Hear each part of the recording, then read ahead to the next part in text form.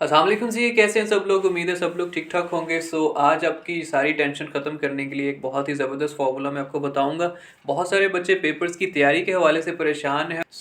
मैं आपको बताऊंगा कि स्टूडेंट्स को किस तरह से तैयारी करनी चाहिए दैट वो कम टाइम में मैक्सिमम पेपर जो है वो अटैम्प्ट कर सकें, मैक्सिमम मार्क्स जो है वो गेन कर सकें। कोई भी काम आपने करना हो ना, पेपर की तैयारी हो या कोई भी और काम हो, उससे पहले एक अपना प्लान अगर आप तैयार कर लेते हैं ना, तो आपका काम बहुत इजीली और कम टाइम में हो जाता है। अगर बिना प्लान के आप जो है वो कोई काम करना शुरू कर देते हैं तो आपको टाइम ज़्यादा लगता है और उसमें आपके रिजल्ट्स भी उस तरह के नहीं आते जिसमें आपको प्रॉपर प्लानिंग के साथ किए हुए काम में मिलने थे। तो आपने करना क्या है, पेपर की तैयारी से पहले आपने अपने सब्जेक्ट्स देखने हैं। आपको कौन सा सब्जेक्ट ज़्यादा आता है वो टिक करें, उसमें कितना मटेरियल आपका कवर अप हुआ हुआ है वो चेक करें, और देखें कि कौन सा सब्जेक्ट या कौन सा पार्ट ज़्यादा शॉर्ट है लेकिन उसमें से क्वेश्चनिंग बहुत ज़्यादा होती है, उसमें से पेपर बहुत ज़्यादा आता है, उसको पहले पिकअप करें। जैसे हम फार्मेसी में अब देखते हैं ना, एनाटॉमी का सेक्शन बहुत ज़्यादा शॉर्ट होता है, उसमें से क्वेश्चन 30% ही आते हैं जैसे कि दूसरे सब्जेक्ट्स में आते हैं, तो वो आपने पहले करना होता है। इसी तरह कोई भी एग्जाम हो, आपका एफएससी का हो, फार्मेसी का हो, पीएमएफ का हो, मैट्रिक का हो, बीएस का हो, किसी भी तरह का कोई एग्ज़ाम हो, तो उसमें आपने वो चीज़ें पहले करनी है जो आपको ईजी लगती हैं, पहले से आपको उनका आइडिया है, उनके बारे में आपको नॉलेज है। और जो चीज़ें बहुत ज़्यादा शॉर्ट हैं और उनमें से क्वेश्चनिंग ज़्यादा होती है, और वो चीज़ें जिनमें से क्वेश्चनिंग तो दूसरे के इक्वली होती है, जैसे एनाटॉमी और फिजियो को देखें ना आप, तो उसमें एनाटॉमी का सेक्शन भी वो उतने ही नंबर्स का है और फिजियोलॉजी का सेक्शन भी उतने ही, मतलब 30-30 नंबर का दोनों में से पेपर आता है। लेकिन फिजियोलॉजी का सेक्शन बहुत ज़्यादा लंबा है तो उसको आपने कंप्लीट नहीं करना, उसमें आपने सिलेक्टिव जाना है। तो इस तरह से कुछ चीज़ें आपको मैं पेपर 1 और 2 के हवाले से गाइड करता हूँ कि किस तरह से आपने तैयारी करनी है। तो स्टार्ट करते हैं। जैसे हम पेपर 1 की अगर हम बात करें, फार्मेसी पार्ट 1 पेपर 1 की जो अगर हम बात करते हैं तो उसमें हमारे पास 4 सब्जेक्ट्स हैं जिसमें से 25% पेपर जो है वो बनता है। अब फिजियोलॉजी का सेक्शन उसमें बहुत ज़्यादा लेंथी, एनाटॉमी का सेक्शन अगर आप देखें तो बहुत ज़्यादा शॉर्ट है, बहुत ही ज़्यादा शॉर्ट है, जस्ट फ्यू पेजेस। तो एनाटॉमी में से भी उतने नंबर का पेपर आना है, फिजियो में से भी उतने नंबर का पेपर आना है, बायो में और माइक्रो में से भी उतने नंबर्स का ही पेपर आना है।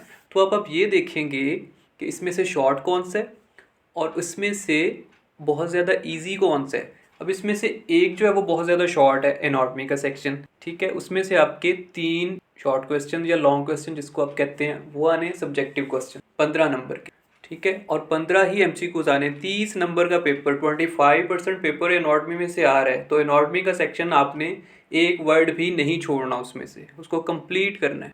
अब इसमें पेयर बना लिया आपने, एनाटॉमी और फिजियो का पेयर है, इसमें से एनाटॉमी को कंप्लीट कर लिया, फिजियो को आपने सिलेक्टिव कर लिया। सिलेक्टिव चीज़ें कौन सी है वो मैं वीडियो में बता चुका हूँ, ये थंबनेल शो करा देता हूँ इसमें, और ये दूसरी वीडियो है इसमें ये चीज़ें मैं आपको शेयर कर चुका हूँ जो इम्पोर्टेंट हैं। ये हो गया एक पेयर, इसमें से एक बुक आपने कंप्लीट कर ली, दूसरी सिलेक्टिव कर ली, तो ये आपका 50% पेपर 1 कवर। तो बाकी 50% भी मैं कवर करवाऊंगा, आपने परेशान नहीं होना। बाकी सब्जेक्ट्स कौन से हैं, 2 हमारे पास, माइक्रोबायोलॉजी एंड बायोकेमिस्ट्री। अब उसमें से जो बायोकेमिस्ट्री की बुक है वो बहुत ज़्यादा ईजी है, उसमें सारी की सारी वही चीज़ें जो आपने ऑलरेडी मैट्रिक और एफएससी में पढ़ी हुई हैं, उसके बारे में आपको थोड़ी बहुत इन्फॉर्मेशन है।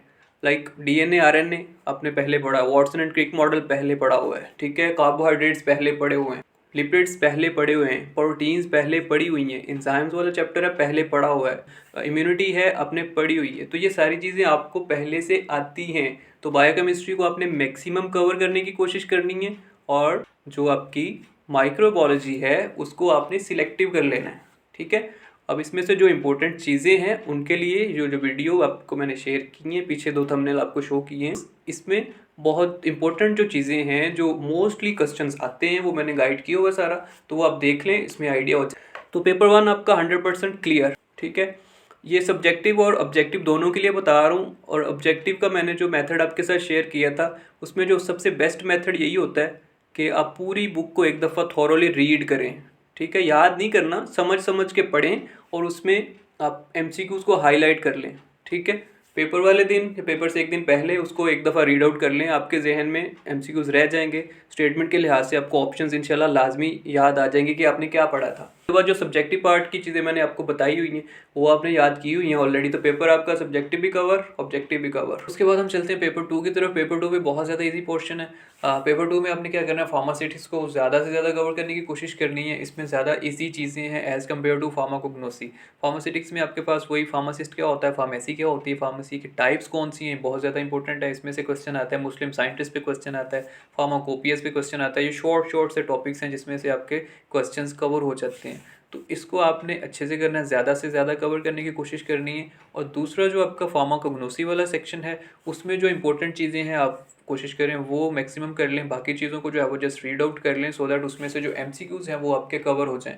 सो एमसीक्यूज़ के हवाले से जितनी भी बुक्स हैं ना, आपने एक दफ़ा सारी की सारी नज़र से गुजारनी ज़रूर है। उसमें से चीज़ें हाईलाइट कर लेनी है और बाद में फिर जस्ट हाईलाइटेड चीज़ें देख लेनी है। लेकिन ये जो मैं आपको शॉर्टकट्स बता रहा हूँ ये आपने जो आपका सब्जेक्टिव पार्ट है उसके लिए अप्लाई करने। एमसीक्यूज़ के लिए 100% आप कवर नहीं कर सकेंगे इसी से। इसमें से मोस्टली क्वेश्चन आएंगे एमसीक्यूज़ में, लेकिन एमसीक्यूज़ के लिए मैं यही रिकमेंड करता हूँ स्टूडेंट्स को, कोई बुक ना लें, कोई नोट्स ना लें, कुछ भी ना लें, जस्ट बुक्स को एक दफ़ा कंप्लीट रीड करें। उसमें से अपने दिमाग से सोचें कि जहाँ जहाँ से एमसीक्यूज़ बन रहे हैं उसको आप हाईलाइट कर लें और जस्ट वही चीज़ें एक दफ़ा देख लें पेपर में जाने से पहले, तो आपके एमसीक्यूज़ इंशाल्लाह कवर हो जाएंगे। और इसमें आप ये चीज़ नोट कर लें कि जो चीज़ मुश्किल है ना उसमें आप चीज़ें सिलेक्टिव कर लें, जो चीज़ें इजी हैं उनको कंप्लीट कर लें। मतलब जो मैंने चैप्टर्स आपको इंपॉर्टेंट शेयर किए हुए ना ये वीडियो में, इसमें से जो लाइक पॉइजनस प्लांट्स हैं या मेडिसिनल प्लांट्स हैं ये मुश्किल है याद करने में।